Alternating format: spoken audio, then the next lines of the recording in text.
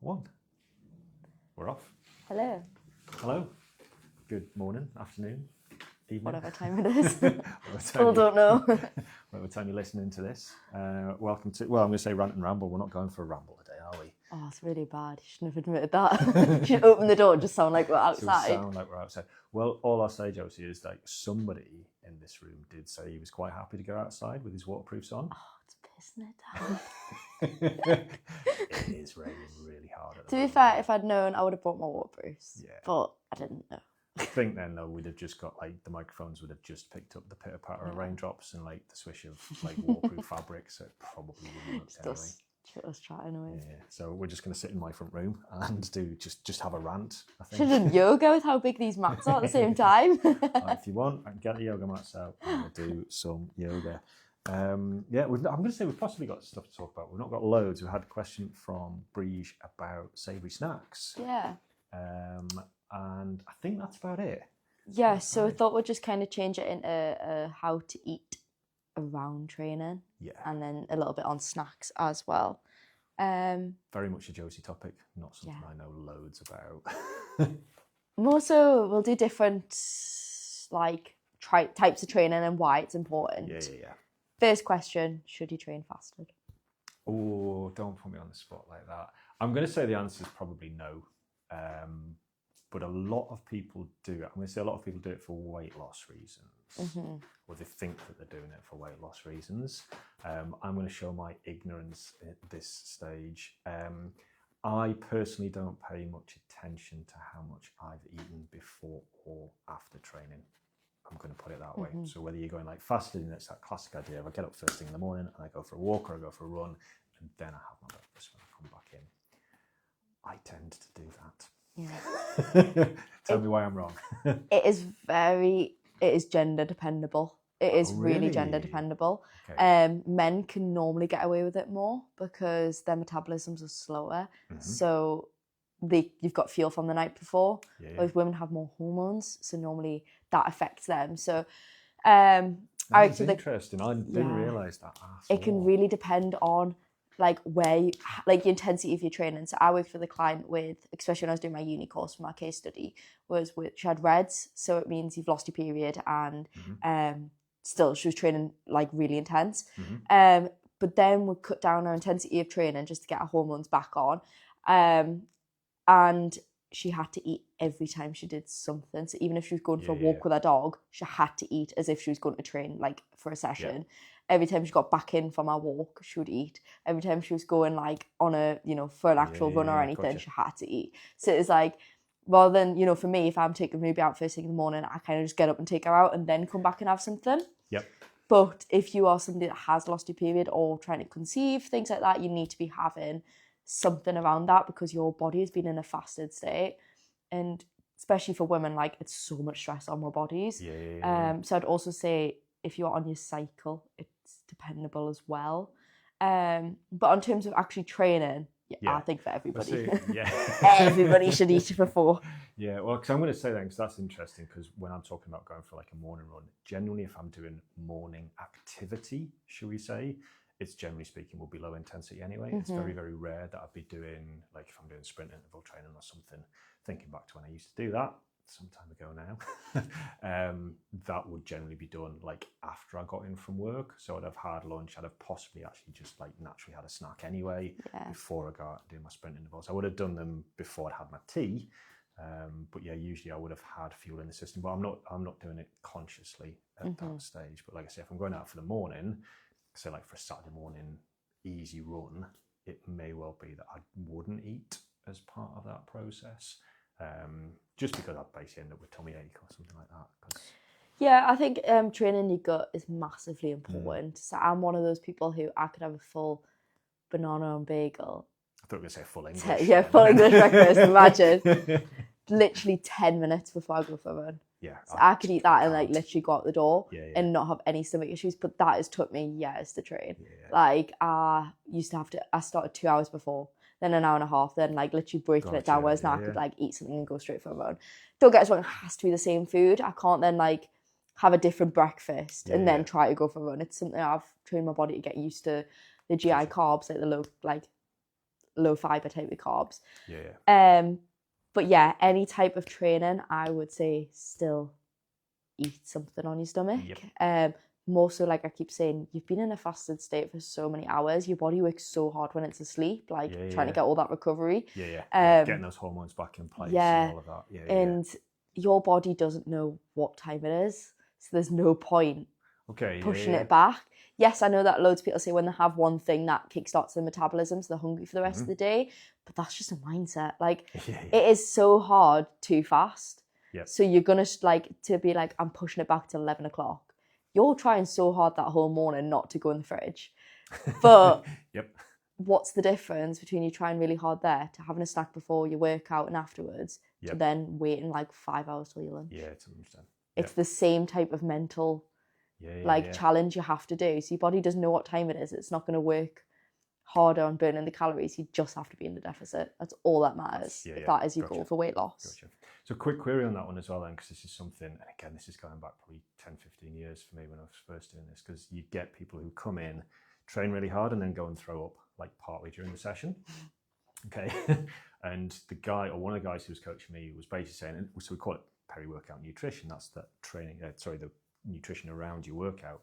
He was basically saying you just got that nutrition wrong because you've eaten too close to your workout, because your body is basically trying to do all the digestion process, and that's where your blood flow is, and like all of your body's intent, if you like, is in that digestion.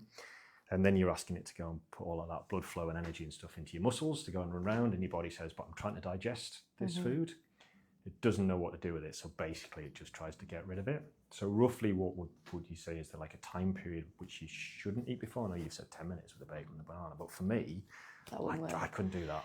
Yeah, again, it depends on what you're going and doing. So for example, let's use strength training to start with. So if you're training at 6 a.m, well, you don't want to be getting up at 4 a.m. to have your bagel when you're going to train at 6. That's not the fun.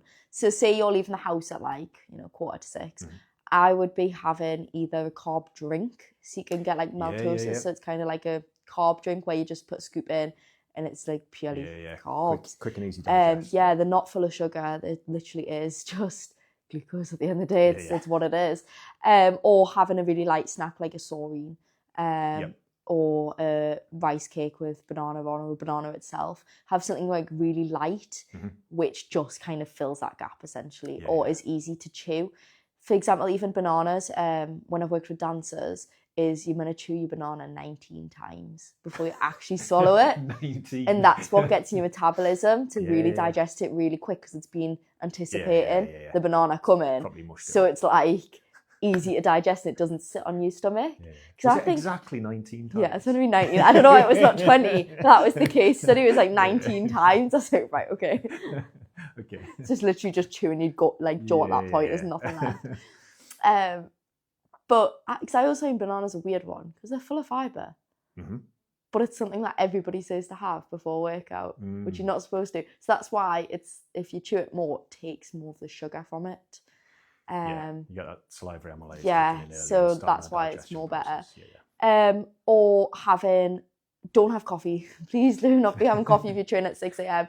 Your body has not had enough liquids in it to be doing that. You're going to have a shit session regardless. So there's no point in having a cup of coffee. Yes, So I would say have carb drink if you're somebody that struggles to physically think about eating something. A smoothie, sip on your smoothie while you're driving or walking into the gym. That'll be the best. So rather than physically eating something heavy, I would go for something light. But definitely get something in the system if you're going for a heavy session. If you're really somebody that feels like you need that kickstart, you can get things like Lucozades. That's got loads of carbs in it and electrolytes. Just go for them and not a Red Bull.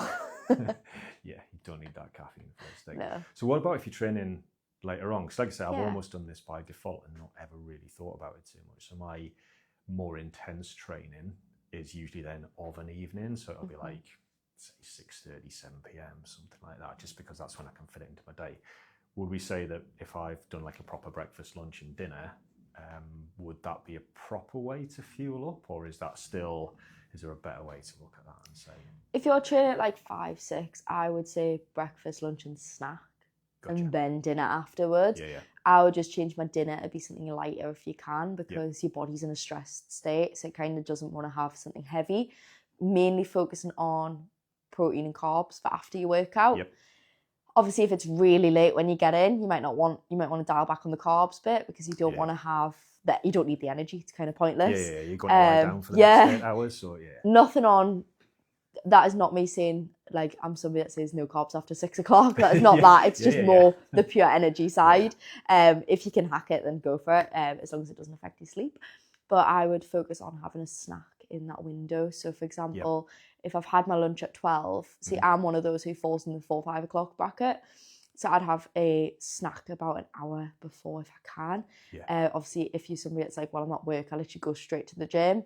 It's again thinking about having that carb drink to top it up, having a little small snack. Like, don't go for granola bars. Loads of people go like, I'll just grab a bar on the way to the gym. Like, granola bars can do nothing. It's actually probably way higher in fat than it is in carbs, because it's got so many seeds in. So look for something like, why am I really struggling to think what other than Saurine at the minute? For some reason, that's really in my head. Got it on the brain. Having an energy gel. Yep. You know, if you can get a pack of like 24, I think, for my protein for like £12. Having one of those, which is just pure carbs, lower in calories, things like that. Apple, banana. I'd definitely say go for a snack. It doesn't have to be a full meal. But I think we're going to talk about snacks as well, but just before we do, actually, because there's something that you've mentioned there about the fat and or carb. So this is something because I know we were going to touch on this too, as an endurance athlete, so like ultramarathon kind of stuff. A lot of the nutrition advice for that is actually around taking in fat-based energy sources rather than carb-based energy sources. So that's kind of what I used to do. So I used to run on nuts and seeds and like pine nuts and pork pies and that kind of thing. No, so for long distance, obviously you're running for a long time. Carbs are great for like intervals or like anything less than 20k. I'd say, or half marathon. The carbs are great because it's quick, fast and energy. Like ideally you're doing like maybe a half marathon in less than 3 hours, so that's what you need it. Whereas if you're doing a long distance run, which is maybe 2 hours plus, you want to have fats because they take longer to digest, so they're gonna give you energy throughout the run. It's like slow release sort of thing. So like for me, I know these are carbs, but I always have like bowl of porridge before I go for my long distance runs, because it's not quick releasing carbs. It's gonna get me about halfway through before it kicks in. Whereas I maybe have like peanut butter on it, I have nuts and seeds, which then gets me that extra further, as long as it's not high in fibre, because fats can be really high in fibre and that will give you that dreaded stomach ache. Not what you want, like 30 miles in and you can't find a portal. So just be cautious of it, basically. Cool. But when it comes to training, you wouldn't, because again, you don't do like ludicrously long training runs for this kind of stuff. You'd still be basically saying, no, we need the carbs in the system, the training principles, but then that's looking at then your nutrition strategy, because obviously anybody's not used to doing that. So you're taking in like the fat-based energy sources then for kind of doing your long distance stuff. So it's probably something that you need to look at for your nutritional strategy and how you put that in place as well. A lot of people think that all they need is sugar on runs or endurance. If you're doing like a high rocks, there's actually only so much sugar your body can take in. It's a classic carb load, isn't it? That's the thing. It's like that. This is gonna sound so grim, but when you sweat and you taste the salt, that's your sugar and salt coming out. It's because your body actually doesn't need it. So it's pretty pointless wrecking your teeth just to think because you need sugar. I watched somebody yesterday who was going for 36k, had 4 square bars. Wow. Yeah. Squares bars have got a good amount of carbs and they are recommended pre-workout, but then I always feel like, why have chocolate before you go to train? But that's just, that's my personal opinion. They've got like 27 grams per one.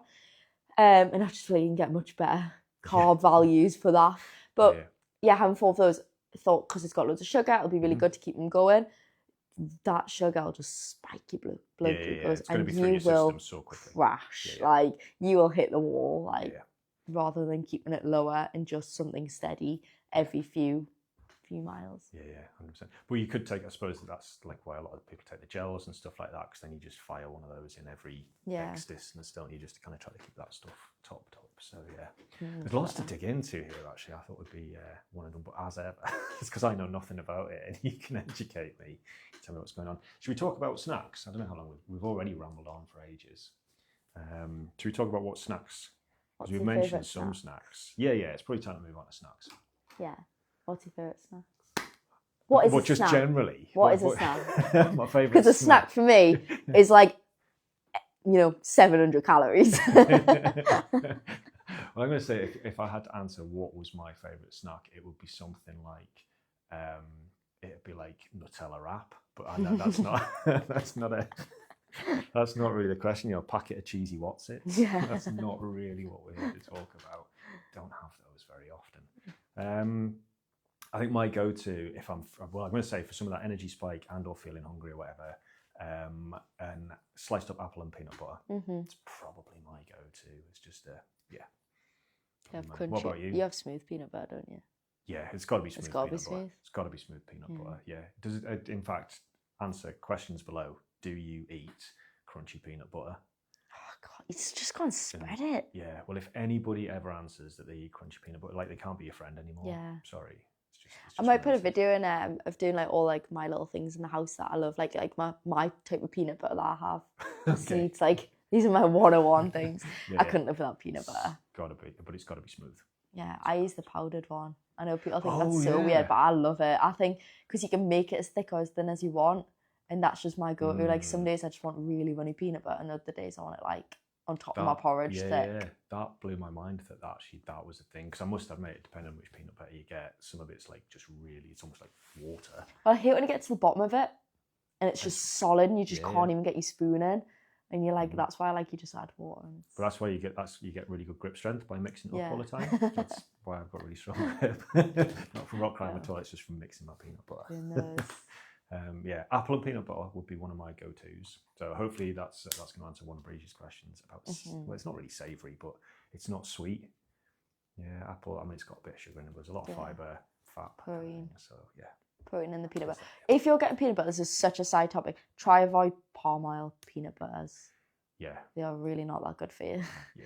I think there's so many have got like sugar and salt and like additives. It's so additives. Just avoid it if you can. That'll be another little segment I'll do. Yeah. Mine's yogurt. When Breach went, I'm bored of it. I was like, how? How? Like, I know I've done videos on this before of like how to make my, like adding my yogurt. But I definitely say if you can 5% yogurt, don't get the fat free. Unless you're like me. I can't believe I'm saying that. Don't get the fat free, even though I eat the fat free. That's just because I'm lactose intolerant. I think don't buy fat free at all. Yeah, if I could, I wouldn't. Yeah. It's more.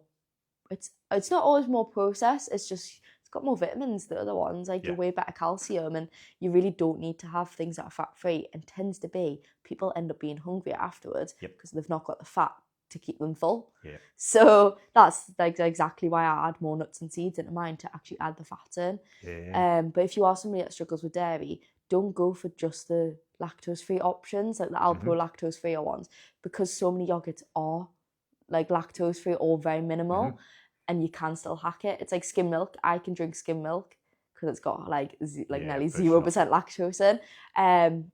So yeah, I'd definitely say that. Yogurt, oats, and sometimes protein powder, but I'm trying to stay away from it because it's not good.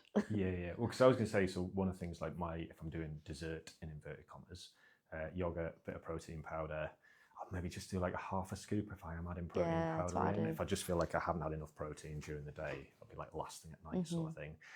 And you blew my mind with those like flavour drops. Yeah, flavour drops. Which were like, I got a coconut one and I got a cherry one. I love the coconut one. Yeah, like you can't get bored of yogurt when you can basically just make whatever flavour yogurt you want at the drop of a hat. They're really good. It's literally like 2 drops and you just mix it in. It's like natural flavourings and it's like so nice. It just makes such a difference. If you're somebody who goes out and needs a flavoured coffee, so if you're one of those Starbucks caramel latte people, we'll put them on a group chat.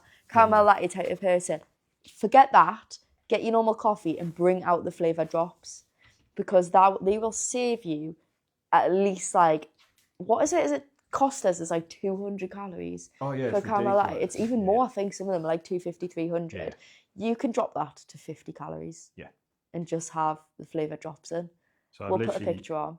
I've grabbed this one out of the cupboard. So this is cherry flavour.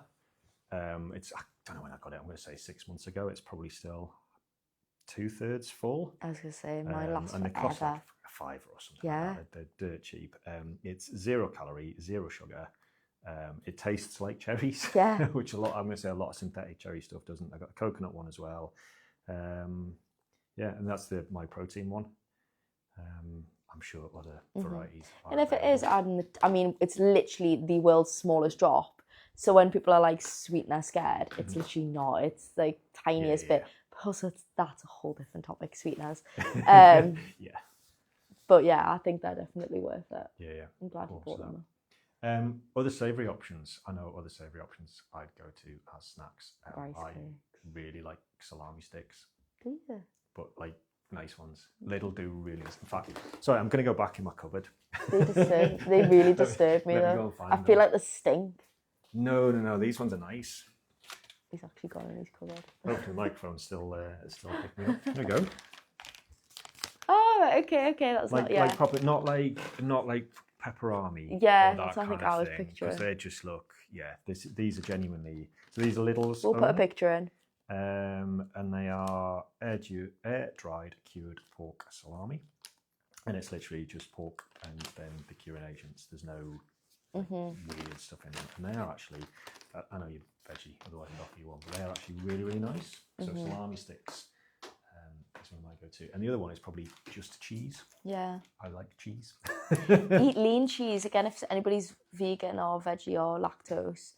Actually, I don't think it's vegan. I think it's literally vegetarian. Yeah, no, vegan cheese is like it's No. coconut oil or something. Yeah, it's not. It's normal cheese. It's just lactose free. Is eat lean cheese. Oh yeah. Don't judge it till you try it, because I was one of those. I was like, that looks like. It's not like, as in it doesn't come in squares. It comes like grated. Like you'd buy mozzarella. Yeah. I thought that looks like plastic as hell. Tried it. Literally tastes like mozzarella.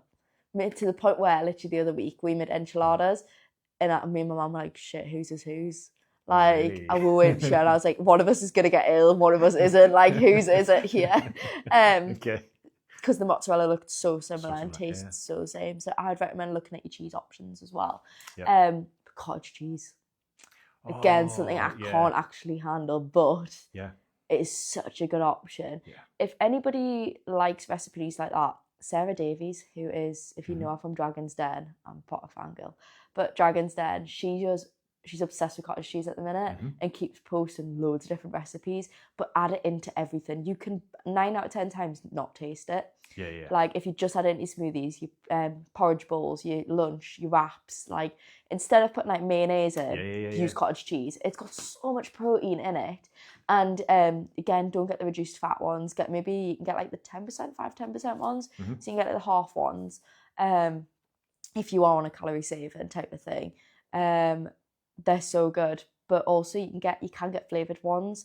I know my sister gets, which dares to try, but she loves it, is the pineapple one. Pineapple cottage cheese.